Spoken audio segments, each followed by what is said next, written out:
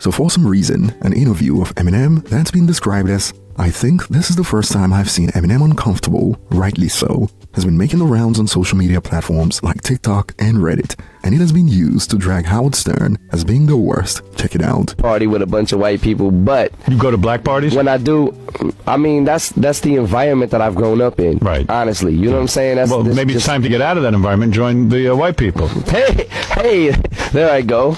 No, but get some white friends. But you don't have I got white friends. Of course. Who do you date? Do you date white girls? I date whatever. You date black chicks? Yeah, man. I date Asian. It doesn't matter. To me, a girl is a girl. You've had sex with black women? Yes, man. Really? Yeah. You're a lucky man. And you have sex with white chicks too? I have sex with whoever. Mm-hmm. Whoever. Ever. I love when you talk black, man. I love that. Yo, let me talk black to you, man. Yo. So you take ecstasy, man? Yeah, man. Yeah, man. Yeah. That's cool, man. I'll tell you that, man. God. Let me tell you something, man. What is it? This you is sound a like funny a man. drunk when you do it. I sound like I'm homeless. No, you know what I'm saying.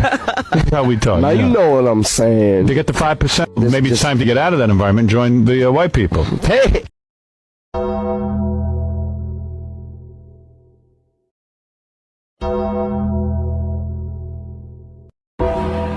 And it is users on Reddit right now who are thankful that these interviews did happen early on in Eminem's career, and states like, "Well, it did bring us Kill You, one of the most legendary opening tracks, if not the most legendary opening track." And another user went into detail, quoting Kill You and also parts of The Way I Am that looks to be directly inspired by interviews like this one with Howard Stern. MFers want me to come on their radio shows just to argue with them because their ratings stink. But probably more likely The Way I Am, and I do not got the patience to deal with these cocky Caucasians who think I'm some wig who just tries to be black because I'm talking with an accent and grabbing my balls, so they always keep asking the same freaking questions. What school did I go to? What hood I grew up in? The why, the who, what, when, the where, and the how, till I'm grabbing my hair and I'm tearing it out because they driving me crazy. I can't take it. So Em kept it quite chill in the interview until we got to find out what was going through his mind. And it is users out there who are still shocked by the co-host's reaction in the video. The co-host enabled so much weird-ish from him too, to which a user expanded, "I was absolutely floored when she popped up, sitting there laughing like what the F?" And this was also a talking point on TikTok. "I never understood how Robin, a black female, would just sit back and laugh at him." But yeah, that was a different time, a different era, and no one knew Eminem was gonna stick around long enough to become what he is today. And better yet, back in 2024, over 2 decades after this interview, Jelly Roll was on the Howard Stern show, and wait for it, it comes at the end, after he described how he got to work with Eminem. Paul Rosenberg came to my Detroit show last year with Trick Trick, and we're all hanging out backstage, and I'm just like, "Hey, does Marshall even know who I am?" He's like, "Yeah, that's why I'm here, man. Marshall loves you. I want to get y'all together." And I was like, I'm thinking like, it's just manager. He's just being polite, you know? And he told me that day, he's like, I got something cooking. When it comes, I'll call you. And sure enough, they called about the Detroit thing. And the thing was, "Hey man, will you come and honor Bob Seger? We know how much of a fan of his you are. You always put him in your top 3. And they wanted me to sing, I think, Hollywood Nights. And I was like, "Yo, can I sing Turn the Page instead?" And they were like, "Yeah, we can do this medley." And I was like, let's do the ultimate rock and roll ballad, you know? And then they called back and was like, "Eminem wants to know if you would sing a song with him." And I got goosebumps up my body, and I thought right then, I bet it's Sing for the Moment. And I said that on the phone, and they was like, "That's exactly what it is." I was like, I'm so in. And I didn't meet him till the day we did it. I met him at rehearsal when we ran through it together, and he just such Is an that awesome crazy dude. that you, like, I would think that would make you nervous. Man, I was so nervous. It definitely wasn't my best performance. You could see the nerves on my face. This song did a lot for me in dark moments of my life, too. This particular song of his I'm singing, and I'm a lifelong fan. You know, there's not a white kid in the world that didn't grow up listening to Eminem rapping and gave me hope. It was like, there's not enough praises for him. He's inarguably the greatest rapper that ever lived, ever. There's just not an arguable thing. So you're literally meeting the greatest at his craft, the greatest person to ever do that craft you're meeting. And moving on to the next topic today, while the Barbs and Body Gang have been at each other's throats after chart data reported that Cardi B's new album is aiming for over 200,000 units sold first week, that sparked debates on fraudulence and, quote, things going on behind the scenes from the Barbs, since this is now set to open close to or match Pink Friday 2's opening. On the other side of the web, Cardi B was facing backlash over some of the comments she made about raising her son on the Angie Martinez podcast. Check out a snippet. I know the hard things that I want to tell him. Okay, what is like, it? one thing is, like, let me tell you something, boy. If a bitch slightly say no, it's no. You ain't gonna bring no fucking problems in my house. You ain't gonna bring no little bitch that they did no funny shit. Second, you don't own a bitch body. So if you get a bitch knocked up and she say no is no, and it's like, don't think that I'm gonna be helping you. Cause I ain't. You better get a job. And you ain't bringing no. You ain't bringing no bitch to live in my house. Are you having these conversations? So those are the things that is like, all right, first and foremost. Yes. But also like, say what you mean what you say. You know, you don't. Yes. If you ain't ready, that's okay. You ain't ready. Yes, if you ain't ready, you gotta let a girl know, like, baby, this ain't that.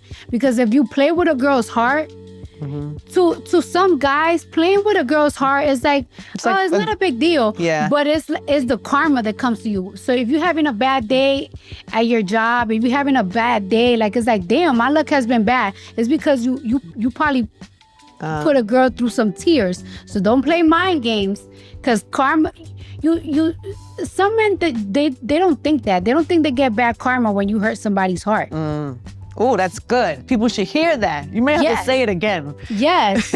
Like. And boy, Cardi B was catching some heat from all angles over this one. For instance, a user pulled up a story from 2019. Cardi B explains why she drugged and robbed men. And as you can see, the article included an excerpt. Cardi B has defended herself after a video resurfaced of her saying she drugged and robbed men who wanted to have sex with her while she worked as a stripper before finding fame. And I don't know if this was coming from the Barbs, but the roasting session continued. Whenever a woman teaches a boy something, it is about how to treat women, never about self-respect, self-love, confidence, nothing about making him a better man for himself, but a better man for a random woman. I don't like that. Also, teaching is one thing, but setting an example is another. And users on the web refused to let that video go. As to this, another user added, I'll take it a step further. Where was the no when she was drugging and robbing dudes? And the roasting session was far from over. She ain't on them guys' bodies when she was drugging and robbing. LOL. People just walk in contradictions. Now watch a bird brain with no sense get under here and call me names. Loudly crying emojis. And I clearly wasn't familiar with the Cardi B hate train. These people were relentless. Cardi B is one of the worst examples of a mom or a woman anyone can have, but perhaps she's trying to break the cycle and go from drugging and robbing men to raising kids who become upstanding citizens who wouldn't make the same mistakes she made. But apparently, she's been reportedly impregnated by someone who is currently being described as worse than upset. How is that possible? As worse than upset. You have to perform an exorcism. Shows that even those who know better, who want to be better, could still have a long way to go. And here's an example of what I'm talking about. Still got into with a ghetto mentality. Actions speak louder than words. Pregnant with another man's child while still married. And the man that got her pregnant also got 2 others pregnant this year. But drama aside, Cardi B is tracking for over 200,000 first week for Am I the Drama? And this is certainly higher than most hip-hop fans expected from Cardi B after we saw the first day Spotify numbers. So her pure sales numbers gotta be doing all the heavy lifting based on the streaming numbers that we saw on Spotify. And since her album was certified platinum on release day due to the pre-release singles, we got this from the Rory and Mal podcast that I found quite interesting, and I'll explain why in a moment. Check it out. It's songs in there that don't, Up and WAP don't need to be on this album. Let's just be real. Like, the album is good. The album is dope without those records. She's already addressed that those are 2 of her biggest songs and they need somewhere to live. And No. We know Okay. We know what that's about. I'm just saying, and listening to the music. I don't care about numbers and the game. I don't care about that part of it. Just listening to the music. I feel like it was enough good songs on this project to where those two didn't even need to be there. Okay. I know you don't care about the numbers, but it is a stat to go platinum within the first hour, which I need to know. I don't even don't think, do it. I don't Jay-Z think did that, that's like averaging the most triple doubles on Halloween. Who cares about that? Who cares about these? Is it an important game on Halloween? Nobody cares about, is the music good? Yes, this Cardi album is good. I enjoy it. Oh, so thank you. I do want to address that because at 12:05, the group chat was going off. And niggas was being funny in the group chat. I just left. I hid my notifications and I put my headphones on. I don't like you doing that because people are actually going to believe you. Who was being funny? I didn't say a word in that group chat. Cut it out. No, we cut it out. No, don't get it twisted. No, we don't have to cut anything out. I started listening when it came out, and then when I heard Cardi say A, B, C, D, E, F, G, these bitches can't fuck with me, I turned it off. I didn't go back to the album until Sunday. After I heard A, B, C, D, E, F, G, these bitches can't fuck with me, I was like, all right, you know that what? was an ode to Wayne. I was like, I'm cool. I'm gonna go back to J-Elect for a second. Let me get, my bars. Then once I got my bars, I was like Sunday cleaning. I was like, all right, let me hear what Cardi did. She got some joints in it. There's some joints on that album. I ain't gonna lie. Now, a few days ago, we posted about how Cardi B adding WAP and Up to this new album to boost the overall equivalent sales is getting more heat compared to Jay-Z doing deals with the likes of Sprint to give out 444 for free. That was also the same way 444 got certified platinum on release week. But people didn't cry this much when Jay-Z was giving out albums via deals to go platinum. At least with Cardi B, those songs weren't given out for free to music listeners. The only problem is the songs are really old, but this has gotta be more respectable than Jay-Z pretty much giving out his album for free to go platinum via deals with the likes of Sprint, don't you think? And Jay did the same with Magna Carta Holy Grail, and I'll be looking forward to your thoughts in the comment section. Thanks for watching, and I will see you on the next one.